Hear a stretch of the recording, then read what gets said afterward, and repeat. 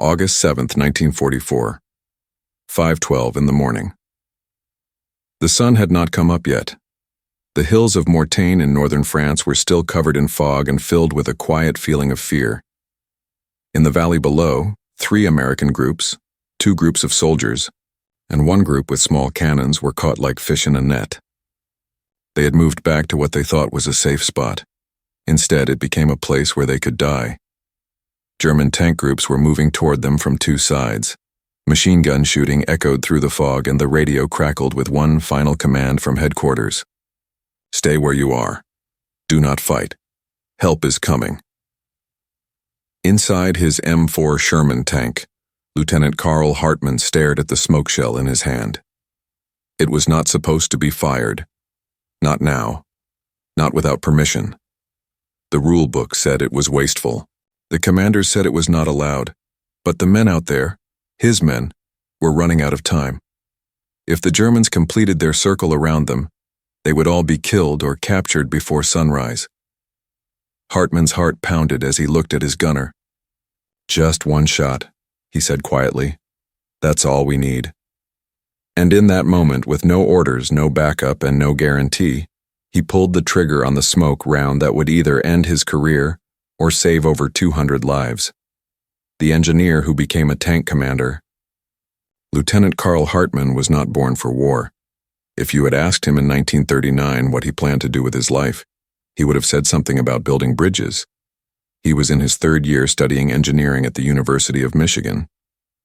He loved blueprints and the way steel and concrete worked together like a machine.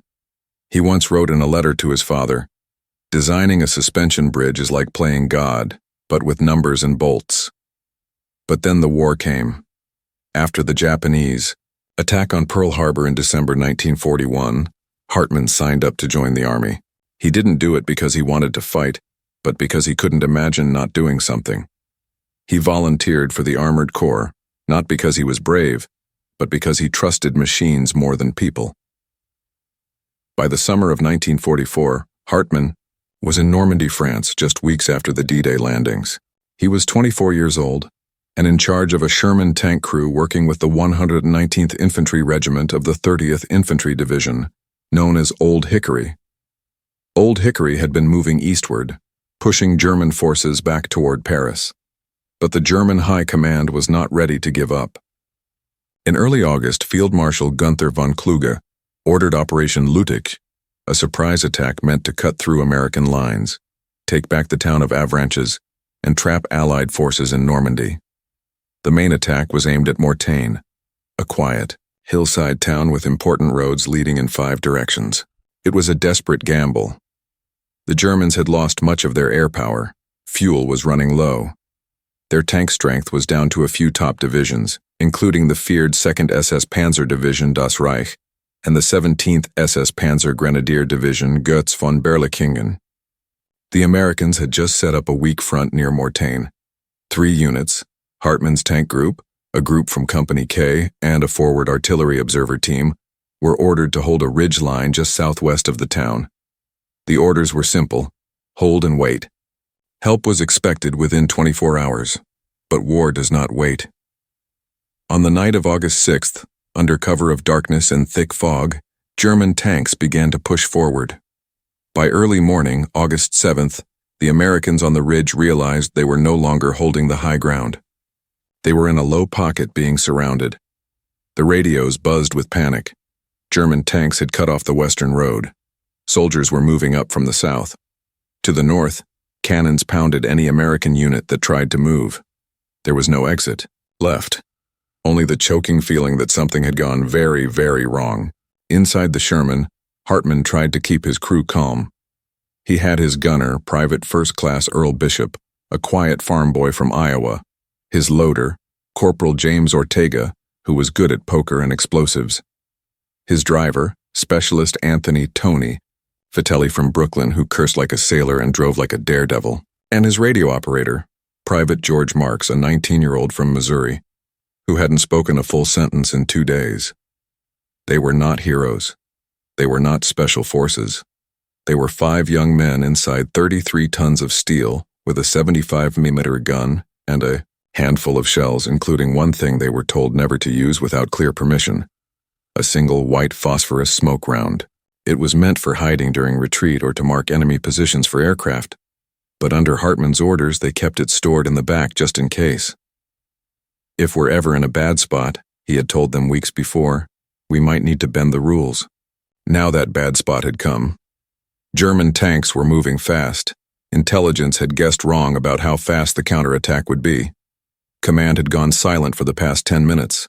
The only message Hartman received was, "Do not fight unless fired upon. Stay where you are." But that ground was shrinking by the minute. Hartman could see American soldiers retreating toward his tank from the woods. Some were wounded. One carried another on his back. They were all headed toward a road that no longer existed, cut off by German forces that were almost close enough to see. Hartman looked down at the shell-marked SMK. Smoke, white phosphorus. His hand hovered over it for just a second. What he was about to do would not follow the rules. But neither, he thought, would dying in a circle of burning tanks. The encirclement begins. By 5:30 that morning, the fog that covered the valley had begun to shift, but not enough to see clearly. You could only see about 200 yards. Trees looked like ghosts. Shadows moved in ways that didn't make sense. Every crunch of gravel sounded like a tank track. The men of Company K, positioned just south of Hartman's location, were now fully exposed. A German scouting unit had found a gap in the lines during the night and had pushed through faster than expected. Within 30 minutes, they had taken control of the western road, closing off the only natural escape path for the Americans on the ridge. Mortain was no longer a forward position. It had become a trap. In the Sherman's cramped interior, Hartman listened to the chatter on the radio. It was chaos. One call came from a forward artillery observer. "We're getting hit from the south. Multiple vehicles, requesting fire support." Another voice screamed, "They're in the trees. I repeat, they are inside the tree line." Command's response was chillingly calm. "Negative on fire support. Risk of friendly fire too high. Stay in position. Help is on the way." Hartman turned down the volume. He looked through the viewing scope, sweeping the area. In the tree line east of their position, he saw movement. Tanks, not American. Short, squat shapes. Panzer IVs. 2 o'clock, he said. 3, maybe 4 of them. Closing in. Earl Bishop, the gunner, rotated the turret, tracking. Ortega had the next armor-piercing shell ready. "Do we fire?" Ortega asked. Hartman hesitated. The order was not to fight unless fired upon. Then came the first blast. A German shell ripped into the position held by the artillery observers 200 yards south. Fireballs and screams followed. No mistaking it.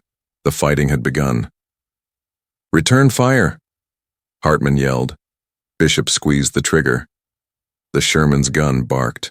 One of the Panzers caught the shell directly and erupted in flames. The others scattered and returned fire. The tank rocked violently. Dirt exploded around them. One shell landed 10 feet short and showered the Sherman in mud and metal pieces. The radio crackled again, this time from another unit. "Command has lost contact with 1st Battalion. Mortain is compromised. Units to withdraw to phase line red. Repeat. Fall back." Hartman froze. Phase line red was west, toward the road now under German control. "Hell," Tony muttered. "They're telling us to retreat through a road that doesn't exist anymore." Outside the tank, American soldiers were already moving. They were retreating in clusters, dragging wounded, shouting for medics. There was no formation, no command structure left. It was a rout in slow motion, slowed down by fog, gunfire, and confusion. German troops began to appear from the south slope. Machine guns opened up. Men fell. Someone returned fire with a Browning automatic rifle, but it was not enough. The Germans were pressing the advantage. Hartman could see it clearly now. In less than 10 minutes, the enemy would close the southern pincer. That would complete the circle around them. If that happened, no one on the ridge would get out. His hands clenched the hatch. He scanned the ground. The only possible exit now was due west, but German tanks had cut that path. And yet something else caught his eye. Wind. The smoke from the burning Panzer was drifting westward toward the German lines, slowly, steadily. "Ortega," Hartman said. "You still got that smoke shell?" The corporal hesitated. "The phosphorus one?" "Yes, sir. We're not allowed to use that unless—" "I know what the manual says." Hartman turned to the rest of the crew. "We're going to buy them a chance. One shot, that's all. We fire that shell west. Create a wall of smoke. They might not see what's moving through it. If they hesitate just for a minute, we can get those guys out." Tony raised an eyebrow. "What if they don't hesitate?" Hartman met his eyes. "Then we buy time. Nothing more." There was a long pause. Then Ortega nodded. "Loading white phosphorus." As the loader slammed the shell into place, Bishop adjusted the angle. Hartman opened the hatch just a crack and watched the battlefield. Wounded soldiers crawling. Others trying to drag radios or crates of ammunition, and behind them death coming on steel tracks. He whispered more to himself than anyone else. "Let's make some noise." The crazy idea, the forbidden smoke shell. The white phosphorus shell was never meant for this. Officially, smoke rounds were used to hide troop movement or to mark targets for airstrikes, not for direct combat, and certainly not without clearance. White phosphorus burned hot, spread fast, and didn't tell the difference between enemy and friend. In the wrong hands or with the wrong wind, it could turn into a weapon of mass confusion. Or worse. Hartman knew all of that. And yet, as the Germans closed in and the cries of wounded men echoed in his ears, he could only see one thing: time running out. "Fire," he said. Bishop hesitated only for a heartbeat. The gun kicked back with a thump. The white phosphorus shell screamed out of the barrel and exploded in mid-air just 50 yards west of their position. Within seconds, thick gray smoke began to pour into the field like a curtain dropping on a stage. The wind, thankfully steady, pushed it directly toward the German approach route. The battlefield changed instantly. The Germans, seeing the sudden wall of thick smoke, stopped their advance. Tanks halted. Soldiers paused. Through binoculars, they could see almost nothing. American movement became invisible, and that invisibility, however short, was enough. "Move," Hartman shouted into the radio. "All units west now. Use the smoke, go!" On the ridge, the scattered American units got the message. Soldiers leaped from cover and began sprinting toward the western slope. Medics grabbed stretchers. Artillery crews left their gear behind, grabbing rifles and dragging each other through the haze. Some carried wounded. Others simply ran. Inside the Sherman, Hartman rotated the turret slightly. "If they fire through it, we hit them back.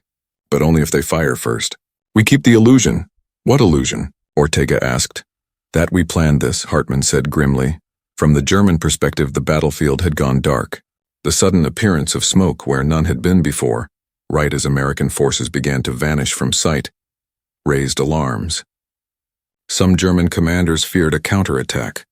Others thought it was cover for incoming artillery or an airstrike. In reality, it was nothing more than 5 men inside a tank gambling on wind direction and fear. For 90 seconds, nothing moved. And in those 90 seconds, most of the remaining American forces on that ridge vanished into the smoke and made it to the rear line. Hartman watched the retreat happen with sharp focus. Every time he saw a helmet pop up, he counted seconds until it disappeared behind the curtain. No one was firing now. Not the Germans, not the Americans. Even the tank seemed to hold its breath. Then suddenly a shot rang out. A German machine gun opened fire from the left side, spraying into the smoke. Panicked, a second gun joined in. Then came the bark of a Panzer's main cannon firing blindly into the fog. Hartman made a quick decision. Return fire. Suppression only. Hit near the muzzle flash. Make them think we're still dug in. Bishop obeyed. The Sherman roared again, this time firing a high explosive round into a bush where muzzle flashes danced. The result, a fireball, smoke, more chaos. The Germans halted again, unwilling to rush into what might be a full American defense. Behind the smokescreen, nearly 200 American soldiers slipped away. The gamble had worked. Hartman exhaled for the first time in what felt like hours. Sweat poured down his neck. His fingers trembled. The entire crew was silent. "You think Command's going to like what we just did?" Vitelli finally asked. Hartman didn't answer right away. Then he smiled, tight-lipped and tired. "I think Command will like that we're alive. Everyone move." At first, no one moved. The smoke rolled across the field like a living thing, swallowing everything in its path. To some soldiers it looked like a trap, too convenient, too sudden. To others it looked like hope wrapped in gray. Then someone yelled, "They're covering us! Go move!" That was all it took. The entire ridge erupted into motion. Dozens of American soldiers broke from cover and sprinted west into the fog. Some limped. Some carried wounded over their shoulders. A few paused only to toss away extra gear. Helmets, ammo pouches, anything that slowed them down. The smoke was thick, bitter, and burned their lungs. But it also gave them the one thing they had not felt since dawn: a chance. One by one, squads slipped into the veil. What had been a frozen, scattered retreat just minutes before turned into an organized escape. And Hartman's Sherman sat right at the edge of it, the last visible guardian before the void. "Keep the turret rotating," Hartman ordered. "Make them think we're covering everyone." "Ammo count?" "4 armor-piercing, 2 high explosives, 0 smoke," Bishop replied. "That's enough bluff to look dangerous," Hartman said. From within the tank, they could barely see 20 yards now. The fog and the white phosphorus smoke combined into a thick sheet of gray. Occasionally, they spotted shadows flicker through, running men, limping figures, stretchers. The Germans, for their part, still held their positions. Their officers, seeing the cloud, hesitated. Some thought it was a full American counterattack under cover of smoke. Others feared traps or artillery fire. There were no orders to charge, and no one wanted to be the first to walk blind into an ambush. The delay saved lives. A group of artillery spotters passed the Sherman, coughing and covering their mouths. One of them banged on the side of the tank. "Nice trick, boys. You just bought us our skins." Hartman didn't reply. He was focused on the map in his lap, figuring out where the new fallback line might be, if there even was one. More groups followed. Some moved in silence. Others whispered prayers, curses, or the names of men they had lost just minutes earlier. Then came the last of them, a squad from Company K moving slower, carrying 2 badly wounded on makeshift stretchers. One man waved frantically to Hartman. "They're closing in!" "You have to go now." Hartman nodded. He waited just long enough to see the final man disappear into the mist. "Tony," he said to his driver, "punch it. We're the last ones out." The tank lurched forward, treads crunching gravel and soft earth, pushing west into the smoke trail they had created themselves. As they moved, Hartman kept the hatch cracked, scanning for shapes, enemy or friendly. Suddenly, a flash. A German machine gun opened fire from the right side, blindly firing through the haze. Bullets pinged off the Sherman's hull. The tank rocked as it took a glancing hit. Hartman ducked instinctively. Return fire. Suppression only. Bishop swiveled the turret, fired a high explosive shell into the source of the noise. The round hit a tree line and the explosion lit up the smoke for a split second before the gray curtain closed again. Silence returned. They pressed on, passing burnt-out jeeps, abandoned helmets, and the occasional thrown-away rifle. The battlefield looked like a graveyard in motion. 3 minutes later, they reached the edge of the smoke. The first rays of morning sunlight were beginning to pierce through the eastern fog. And there, just beyond the last ridge, they saw it, the American fallback line. Dozens of men huddled behind trucks, sandbags, and makeshift barriers. Medics rushed from person to person. Officers yelled into radios. Someone was setting up a Browning machine gun. It was not pretty, but it was safety. As the Sherman crested the hill and came into view, a cheer erupted. They made it. Tanks are still rolling. From his hatch, Hartman raised a hand, half salute, half wave. Behind them, the smoke still billowed, buying precious seconds more. A few more stragglers emerged, coughing and bleeding, but alive. The circle around them had failed. The Germans had hesitated. And in that hesitation, the Americans had slipped away. All because of one shot, one forbidden shell. Inside the Sherman, Ortega finally exhaled. "Next time someone says smoke rounds are useless, I'm going to punch them." Vitelli laughed. "Next time someone says we're out of options, I'm going to say, wait for the wind." Hartman said nothing. He just looked back over his shoulder, watching the smoke trail fade. Survival and success. The morning sun crept higher as the last traces of smoke began to fade. What was once a battlefield now looked like the aftermath of a storm. Scattered equipment, scarred trees, patches of scorched earth. But through that broken landscape, nearly 200 American soldiers had made it out alive. Hartman's Sherman rolled to a stop behind a hastily built sandbag line. A medic immediately ran over to check the crew, but Hartman waved him off. "We're fine," he said. "Check the others first." Around him, survivors slumped to the ground, coughing, drinking water. Some sat in silence. Others wept. No one spoke much. They all knew how close it had been. A lieutenant from Company K approached, his face streaked with dirt and smoke. "Lieutenant Hartman." Hartman stood, still brushing ash off his uniform. The officer extended his hand. "You bought us time we didn't have. I don't know what that was, but it worked." Hartman shook it. "It was just smoke," the man smiled bitterly. "Best damn smoke I've ever seen." Back at regimental headquarters, the first reports were chaos. Units out of position, communications lost. Enemy strength guessed wrong. There was every sign that Mortain would be recorded as a disaster, a costly mistake in an otherwise advancing front. But then came the messages from the survivors. Not just that they had escaped, but how. A single tank against orders had used a white phosphorus smoke shell to hide a retreat. The act had delayed German tanks, confused enemy coordination, and saved 2 full infantry platoons and a forward artillery team. No officers were killed. Only 14 wounded, dozens of lives saved. Some even described it as a miracle, but command did not like miracles that came without orders. By the afternoon of August 7th, Hartman and his crew were called to a mobile command post. The mood was formal, tense. Colonel Raymond Sloan, a strict by-the-book officer from the divisional staff, did not waste time. "You used white phosphorus against protocol," he said, flipping through a clipboard. "No permission. No prior clearance. No confirmation of air or artillery coordination. That is a direct violation of standing rules of engagement." Hartman stood at attention. "Yes, sir. I take full responsibility." Sloan peered over his glasses. "Do you have any idea what could have happened if the wind had shifted?" "Yes, sir," Hartman replied. "We would have died anyway." There was silence in the tent. Then another voice spoke. Major Aniston, the operations officer from the 30th Division. He looked up from his own report.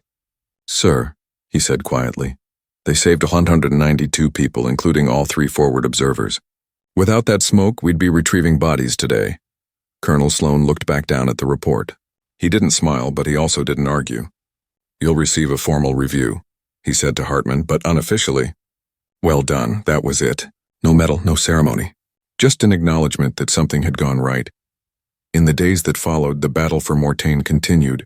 The Germans failed to retake Avranches. Their counterattack stalled. Allied air superiority returned once the weather cleared, and American forces pushed east again. The smoke on that hill became just one small footnote in the larger campaign.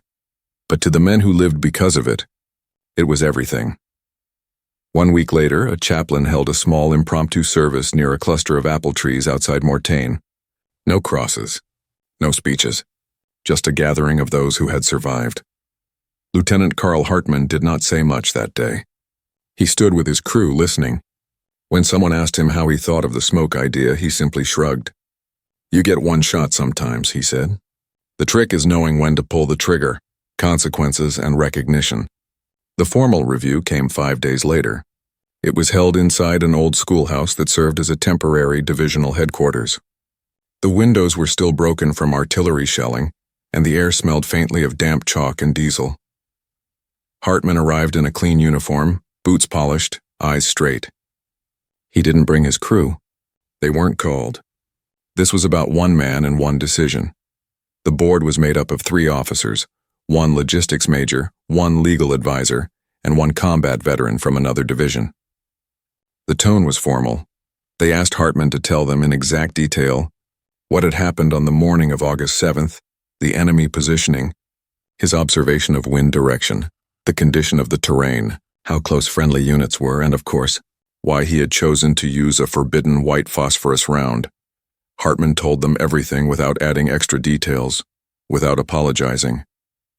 He finished simply, "I believed the smoke would delay the enemy long enough for our people to escape." And it did.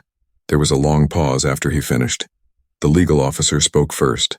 "Lieutenant Hartman, are you aware that in other circumstances the unauthorized use of white phosphorus could be grounds for punishment?" "Yes, sir. Fully aware." The logistics major added, Do you understand the risks you placed on units downwind, including possible friendly casualties if the wind shifted? Yes, sir. Finally, the combat veteran leaned forward. His uniform had a silver star on it. He had been at Salerno, Sicily, and Anzio. I read every after-action report. You knew the risks, and you still made the call. You gambled, and you won. Hartman said nothing. The veteran continued. That takes more than guts. That takes judgment. He turned to the others. I recommend no punishment. There was no objection. The final report would state, Lieutenant Carl Hartman acted outside standard protocol, but in accordance with battlefield necessity and sound tactical judgment. No disciplinary action recommended. Unofficially, word spread fast. Within a week, officers from 3 different units asked for after-action briefings from Hartman. They wanted to know exactly how he judged the wind, how far he calculated the smoke would spread, how long it lasted. His decision, once thought of as reckless, was being studied. By early September, a quiet order circulated among armored units. In certain circumstances, smoke deployment could be authorized at the discretion of field commanders if it increased the likelihood of unit survival. The rules had changed, slightly but significantly. As for Hartman, he and his crew were moved out of the Mortain sector and reassigned to support operations closer to the German border. They would go on to fight in the Hurtgen Forest and later in the Battle of the Bulge. They survived both. In November of that year, Hartman received a small envelope with a typed notice. He had been awarded the Bronze Star for excellent service in direct support of combat operations. There was no ceremony, no photographer. The medal was handed to him at a quartermaster's desk along with a form to sign. He looked at the box for a long time before placing it inside his duffel. Later that night, Ortega asked, "You going to tell your folks back home about it?" Hartman shrugged. They'd probably ask what took them so long. Vitelli chimed in. "You ever think they'll put your smoke trick in the manuals?" Hartman grinned faintly. "Maybe, but I hope no one ever has to use it again." It was not the kind of glory people read about in newspapers. There were no parades, but among the men who had walked through that smoke curtain and lived, Hartman's name became something more than a rank. It became trust, and in war, trust was rarer than medals, strategy, lessons, and legacy. Historians would later describe the Battle of Mortain as an important moment, not for its size but for what it showed. On paper, the German counterattack during Operation Lüttich was a bold move. It involved more than 100 armored vehicles, including elite SS Panzer divisions. Their goal was strategic: drive west to Avranches and split the Allied front in 2. Had they succeeded, the entire momentum of the post-D-Day campaign could have been put at risk. But they failed. And while air power and Allied coordination played a huge role in turning back the German tide, small unexpected moments mattered too. Moments like what happened on the ridge outside Mortain on August 7, 1944. Military analysts studying the battle later noted the psychological impact of Hartman's smoke deployment. The German infantry commander leading the push toward the ridge reported in his field log. Visibility ceased. Enemy position unclear. Feared ambush under cover of chemical screen. Ordered temporary hold of advance. That temporary hold lasted almost 12 minutes. In that time, the Americans escaped. 12 minutes changed everything. From a strategic standpoint, the incident reinforced a truth as old as warfare itself. Information and perception matter as much as firepower. The Germans, though better equipped and more experienced, hesitated because they didn't know what lay beyond the smoke. In war, hesitation is a silent killer, and in this case it saved lives. Hartman's action also sparked a quiet shift in doctrine. Armored training schools began teaching more flexible use of smoke. Instead of treating smoke rounds as an emergency-only last resort tool, they began teaching soldiers to view them as tactical assets, force multipliers when used with timing, terrain, and weather. It was a subtle change, not dramatic but lasting. Outside the military sphere, the story never became widely known. There were no front-page headlines, no newsreels featuring Hartman or his crew. Yet for the men who lived through it, that moment remained sharp.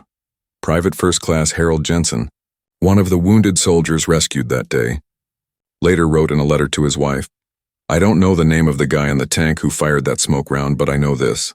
I owe him everything. We all do." That letter was later archived by the National World War II Museum in New Orleans, Another soldier, Corporal Elias Ford, would go on to write a short memoir after the war. In it, he included a chapter titled The Wall of Smoke, where he described the experience. We were dead men walking. Then the world turned gray, and through that gray we found our way home. For Hartman, the legacy was quieter still. After the war, he declined an offer to stay in the military. He returned to the University of Michigan, finished his engineering degree, and eventually took a job designing vehicle safety systems for a Detroit automobile company. Ironically, the man who once bent the rules to save soldiers with smoke would go on to create structural innovations that saved thousands of lives in car accidents. He rarely talked about the war. When asked by his children what it was like, he simply said, loud, fast, and full of choices you don't get to make twice.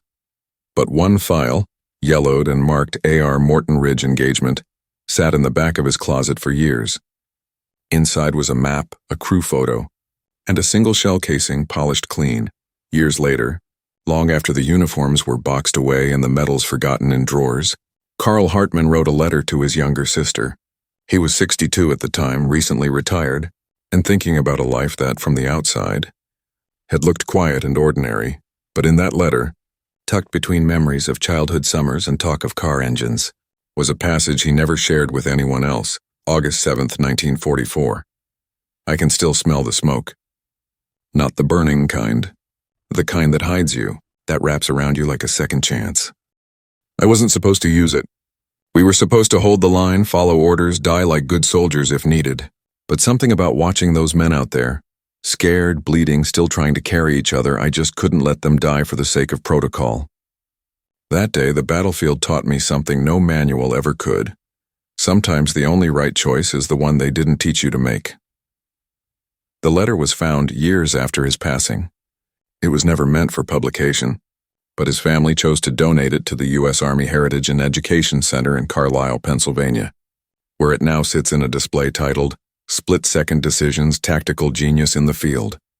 There are no statues of Carl Hartman, no documentaries, no best-selling memoirs, but somewhere in a quiet archive sits the testimony of a man who changed the course of a battle with a single unauthorized act of judgment. And maybe that's the real lesson. That sometimes history doesn't remember you for what you were ordered to do, but for what you chose to do when no one else would.